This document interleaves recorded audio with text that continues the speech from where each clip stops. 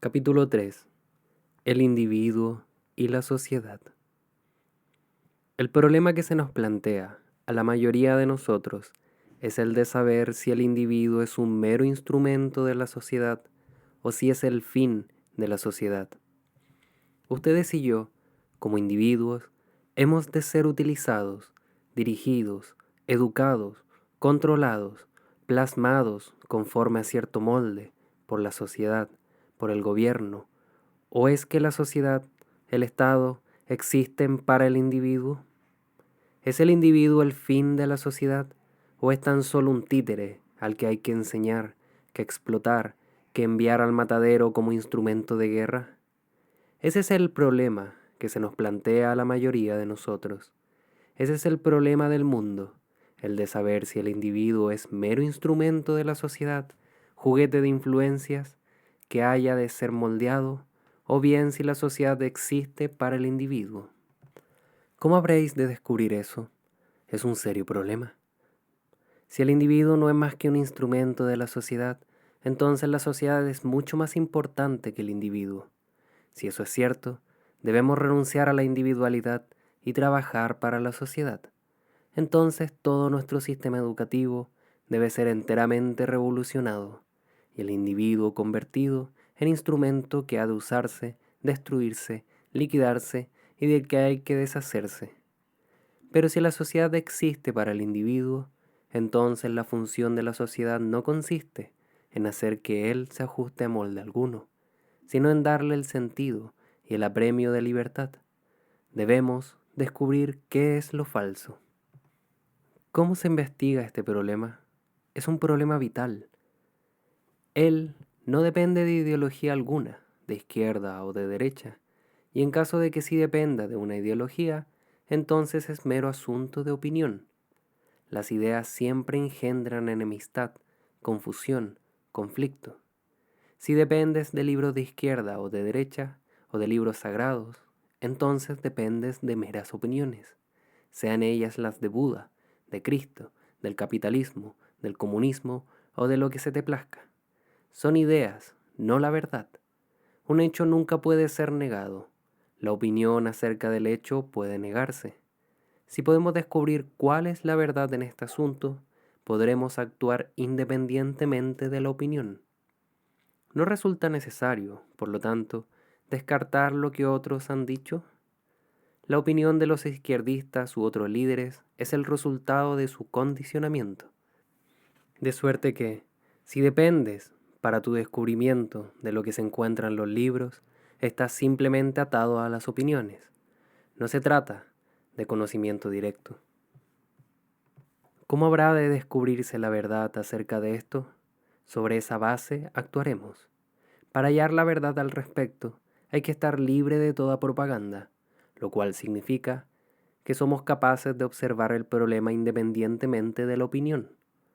Todo el cometido de la educación consiste en despertar al individuo. Para ver la verdad respecto de esto, tendrás que ser muy claro, es decir, no podrás depender de un dirigente. Cuando escojas un líder, lo haces por confusión, de suerte que todos los dirigentes también están confusos, y eso es lo que ocurre en el mundo. No puedes, por consiguiente, esperar de tu dirigente guía ni ayuda. Una mente que desea comprender un problema debe no solo comprender el problema por completo, enteramente, sino que debe poder seguirlo rápidamente, porque el problema nunca es estático, siempre es nuevo, ya sea el problema del hambre, un problema psicológico o cualquier problema. Toda crisis siempre es nueva, por lo tanto, para comprenderla, la mente debe ser siempre lozana, clara, veloz en su búsqueda. Creo que la mayoría de nosotros comprendemos la urgencia de una revolución íntima, pues ella es lo único capaz de producir una transformación radical de lo externo de la sociedad. Este es el problema que a mí mismo y a todas las personas de intenciones serias nos preocupa. ¿Cómo lograr una transformación fundamental, radical en la sociedad? Es nuestro problema. Y esta transformación de lo externo no puede ocurrir sin revolución íntima. Dado que la sociedad siempre es estática, cualquier acción, cualquier reforma que se realice, sin esa revolución íntima, se vuelve igualmente estática. De suerte que sin esa constante revolución íntima no hay esperanza, porque sin ella la acción externa resulta reiterativa, habitual. La acción implícita en las relaciones entre ustedes y los demás, entre ustedes y yo, es la sociedad, y esa sociedad se vuelve estática, sin cualidades vitalizadoras, mientras no exista esa constante revolución íntima, una transformación psicológica creadora. Y es porque no hay esa constante revolución íntima que la sociedad siempre se vuelve estática, cristalizada y tiene por lo tanto que ser destruida constantemente. ¿Qué relación existe entre ustedes, por una parte, y la miseria y confusión en ustedes y a su alrededor, por la otra? Es evidente que esta confusión, esta miseria, no se ha originado de por sí. Somos ustedes y yo quienes la hemos creado, no la sociedad capitalista o comunista o fascista. Ustedes y yo hemos creado en nuestras relaciones. Lo que son por dentro ha sido proyectado hacia afuera, en el mundo. Lo que eres, lo que piensas y lo que sientes, lo que haces en tu existencia diaria, se proyecta hacia afuera. Y eso es lo que constituye el mundo. Si somos desdichados, confusos, caóticos en nuestro interior, eso, proyectado, llega a constituir el mundo, la sociedad, puesto que la relación entre ustedes y yo, entre mí mismo y los demás, es la sociedad. Y si nuestra relación es confusa, egocéntrica, estrecha, limitada, nacionalista, eso lo proyectamos y causamos caos en el mundo. El mundo es lo que tú eres. Tu problema es el problema del mundo. Ese, a no dudarlo, es un hecho básico y sencillo, pero nuestras relaciones con uno o con muchos parecemos siempre, en cierto modo, no tomarlo en cuenta. Pretendemos producir alteraciones mediante sistemas o una revolución en las ideas o los valores, basada en tal o cual sistema, olvidando que somos nosotros quienes creamos la sociedad y producimos el orden o la confusión con nuestra manera de vivir. Debemos entonces empezar por lo que está más próximo. Tenemos que preocuparnos por nuestra existencia diaria, por nuestros actos, pensamientos y sentimientos de todos los días, los cuales se revelan en el modo de ganarnos la vida y en nuestra relación con las ideas y las creencias. Esa es nuestra existencia diaria. Nos interesa ganarnos el sustento, conseguir un empleo, ganar dinero. Nos interesa la relación con nuestra familia o con nuestros vecinos y estamos interesados en ideas y creencias. Si examinas ahora tus preocupaciones, verás que ellas se basan fundamentalmente en la envidia y no en la estricta necesidad de ganar el sustento. La sociedad está estructurada en tal forma que es un proceso de constante conflicto, de constante devenir. Todo se basa en la codicia, en la envidia a nuestros superiores. El empleado quiere llegar a ser gerente, lo que muestra que su preocupación no es solo ganarse el sustento, un medio de subsistencia, sino también adquirir posición y prestigio. Tal actitud, naturalmente, produce estragos en la sociedad, en la convivencia. Mas, si ustedes y yo nos preocupamos tan solo por el sustento, hallaremos medios de vida justos cuya base no sería la envidia. Esta es uno de los factores más destructivos que obran en la sociedad, ya que la envidia revela deseo de poder, de posición, y al final conduce a la política. Envidia y política están estrechamente ligadas. Cuando el empleado busca llegar a gerente, se convierte en uno de los factores que engendra la política del poder, que conduce a la guerra. Él es directamente responsable de la guerra. ¿En qué se basan nuestras relaciones? La relación entre ustedes y yo, entre ustedes y los demás. ¿En qué se basa? No, por cierto, en el amor, aunque hablemos de ello. Si se basara en el amor, habría orden, paz y felicidad entre nosotros. Empero, en esa relación entre ustedes y yo hay una fuerte dosis de mala voluntad que asume la forma del respeto.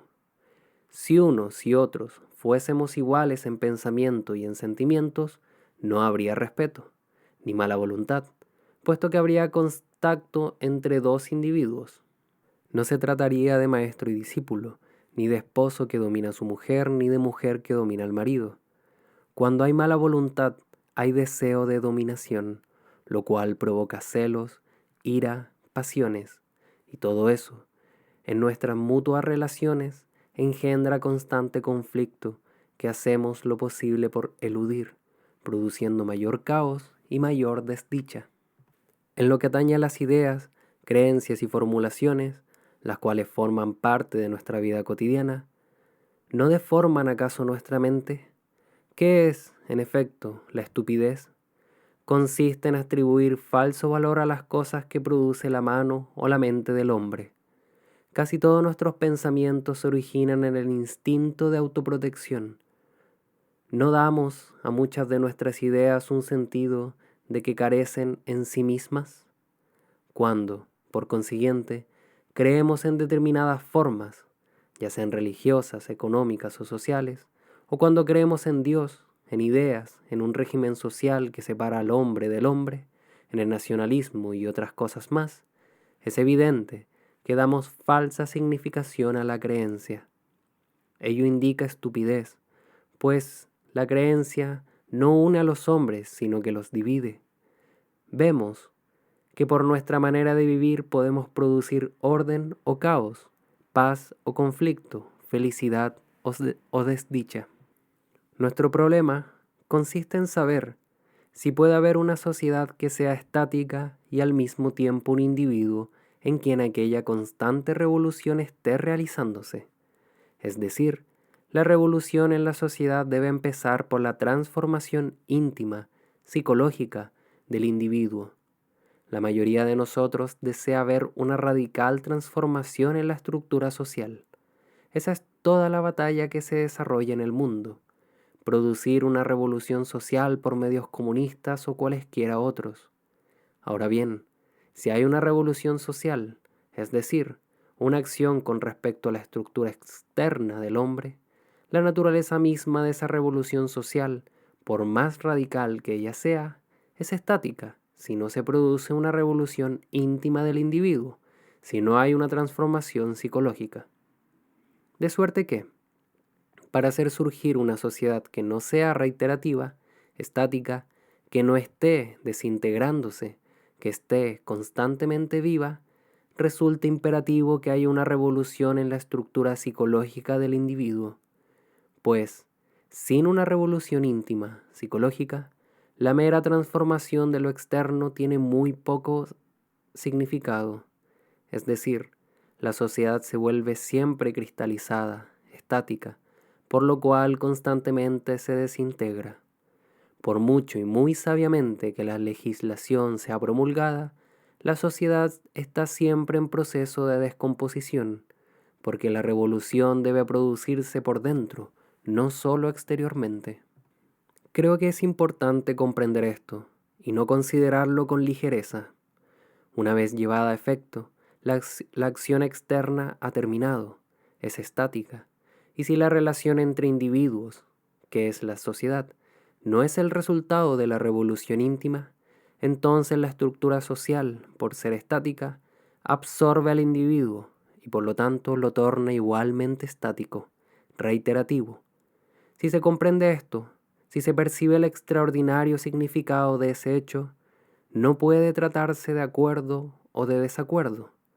Es un hecho que la sociedad siempre se está cristalizando, que siempre absorbe al individuo y que la revolución constante, creadora, solo puede ocurrir en el individuo, no en la sociedad, en lo externo. Esto es, la revolución creadora solo puede tener lugar en las relaciones del individuo, que es la sociedad. Vemos cómo la estructura de la sociedad actual en la India, en Europa, en América, en todas partes del mundo, se desintegra rápidamente. Y esto lo sabemos dentro de nuestra propia vida. Podemos observarlo cuando vamos por la calle. No necesitamos grandes historiadores para que nos revelen el hecho de que nuestra sociedad se derrumba. Y es preciso que haya nuevos arquitectos, nuevos constructores para crear una nueva sociedad. La estructura debe levantarse sobre nuevos cimientos, sobre hechos y valores nuevamente descubiertos. Tales arquitectos aún no existen. No hay constructores, nadie que observando, dándose cuenta del hecho de que la estructura se desploma, esté transformándose en arquitecto. Ese es nuestro problema. Vemos que la sociedad se derrumba, se desmorona, y somos nosotros quienes tenemos que ser los arquitectos. Nosotros debemos descubrir de nuevo los valores y edificar sobre cimientos más fundamentales, más duraderos. Porque si algo esperamos de los arquitectos profesionales, los constructores, políticos y religiosos, nos hallaremos precisamente en la misma situación de antes. Porque ustedes y yo no somos creativos. Hemos reducido la sociedad a este caos. Ustedes y yo tenemos que ser creativos, porque el problema es urgente. Ustedes y yo debemos darnos cuenta de las causas del derrumbe de la sociedad y crear una nueva estructura que no se base en la mera imitación, sino en nuestra comprensión creadora. Y esto implica pensamiento negativo. El pensamiento negativo es la más alta forma de la comprensión. Es decir, para comprender lo que es el pensamiento creador, debemos enfocar el problema negativamente. Porque un enfoque positivo del problema, que es que ustedes y yo debemos resolver, volviéndonos creadores a fin de edificar una nueva estructura de la sociedad, sería imitativo. Para comprender aquello que se está derrumbando debemos investigarlo, examinarlo negativamente, no con un sistema positivo, una fórmula positiva, una conclusión positiva. ¿Por qué la sociedad se derrumba, se desploma, como sin duda ocurre? Una de las razones fundamentales es que el individuo ha dejado de ser creador. Explicaré lo que quiero decir. Ustedes y yo hemos llegado a ser imitativos. Copiamos exterior e interiormente. Exteriormente cuando aprendes una técnica, cuando te comunicas con otro en el nivel verbal. Tiene naturalmente que haber algo de imitación, de copia. Copio las palabras. Para llegar a ser ingeniero, primero debo aprender la técnica y luego empleo la técnica para construir un puente. Tiene que haber cierto grado de imitación, de copia en la técnica externa. Pero cuando hay imitación interior, psicológica, dejamos por cierto de ser creadores. Nuestra educación, nuestra estructura social, nuestra vida llamada religiosa, todo ello se basa en la imitación, es decir, me ajusto a determinada fórmula social o religiosa. He dejado de ser un verdadero individuo. Psicológicamente, me he convertido en una simple máquina de repetir, con ciertas respuestas condicionadas, sean ellas las del hindú, las del cristianismo, las del budista, las del alemán o las del inglés. Nuestras respuestas están condicionadas según el tipo de sociedad, ya sea oriental u occidental, religiosa o materialista. De suerte que una de las causas fundamentales de la desintegración social es la imitación, y uno de los factores desintegrantes es el líder, cuya esencia misma es la imitación. Para comprender la naturaleza de la sociedad en vía de desintegración, ¿no es importante investigar si ustedes y yo podemos ser creadores? Podemos ver que, cuando hay imitación, tiene que haber desintegración. Cuando hay autoridad, tiene que haber imitación. Y como toda nuestra formación mental, psicológica, se basa en la autoridad, hay que estar libre de autoridad para ser creador. ¿No has notado que en los momentos de creación, en esos momentos relativamente felices de interés vital, No hay sentido alguno de repetición, de imitación. Tales momentos siempre son nuevos, frescos, creadores, dichosos, de suerte que una de las causas fundamentales de la desintegración social es la imitación, que es el culto a la autoridad.